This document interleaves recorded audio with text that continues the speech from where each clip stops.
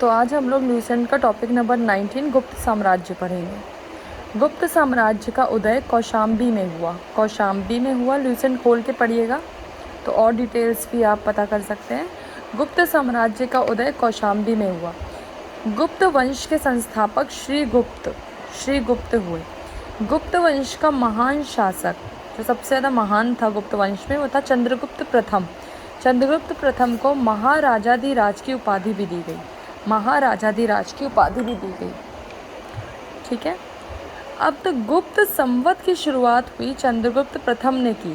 गुप्त संवत कब से कब तक? 319 से 320 तक ईस्वी तक रहा।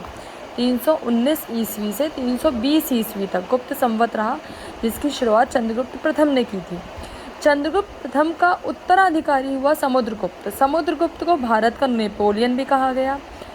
समुद्रगुप्त के शासनकाल में दरबारी कवि हरिशेन हुए। समुद्रगुप्त को और भी उपाधियां दी गई, अश्वमेधकर्ता, विक्रमक, कविराज, क्योंकि संगीत प्रेमी था समुद्रगुप्त। ठीक है, इसलिए कविराज। समुद्रगुप्त का उत्तराधिकारी हुआ चंद्रगुप्त द्वितीय। चंद्रगुप्त द्वितीय के शासनकाल में ही चीनी बौद्ध यात्री फाहियान आया था। चंद्रगुप्त द्वितीय के शासनकाल में फाहियान आया। ठीक है। शकों पर विजय के उपलक्ष्य में चंद्रगुप्त जो द्वितीय थे, उन्होंने चांदी के सिक्के चलाए थे जब शकों पर विजय हुई थी। चंद्रगुप्त द्वितीय का उत्तराधिकारी हुआ कुमारगुप्त। कुमारगुप्त ने नालंदा विश्वविद्यालय की स्थापना की थी। कुमारगुप्त का उत्तराधिकारी हुआ स्कंदगुप्त। ठीक है। स्कंदगुप्त के शासनकाल में हूणों का आक्रमण हुआ। अंतिम गुप्त शासक हुआ विष्णुगुप्त। तो ये था गुप्त साम्राज्य। इसके बाद और भी है। गुप्त काल में सर्वाधिक महत्वपूर्ण व्यापारिक केंद्र जो हुआ वो हुआ उज्जैन। गुप्त राजाओं ने सर्वाधिक स्वर्ण मुद्राएं जारी की थी। सर्वाधिक स्वर्ण मुद्राएं जारी की। गुप्त काल में वैष्णव धर्म संबंधी दशावतार मंदिर जो ललितपुर में है, बेतवा नदी के तट पर, उसकी स्थापना हुई थी। ठीक है, उसके उदाहरण मिलते हैं दशावतार मंदिर से। गुप्त काल में वैष्णव धर्म था।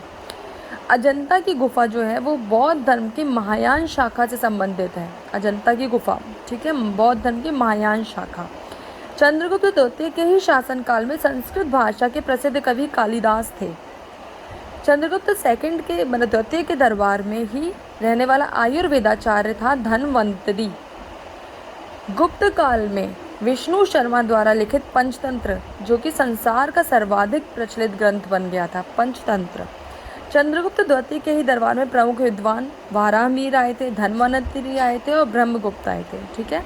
सांस्कृतिक उपलब्धियों के कारण गुप्त काल को भारतीय इतिहास का स्वर्ण युग कहा गया है। पहली बार किसी के सती होने का प्रमाण भानुगुप्त के एरण अभिलेख से मिला। गुप्त साम्राज्य इतना ही है। आप स्क्रीनशॉट ले लो।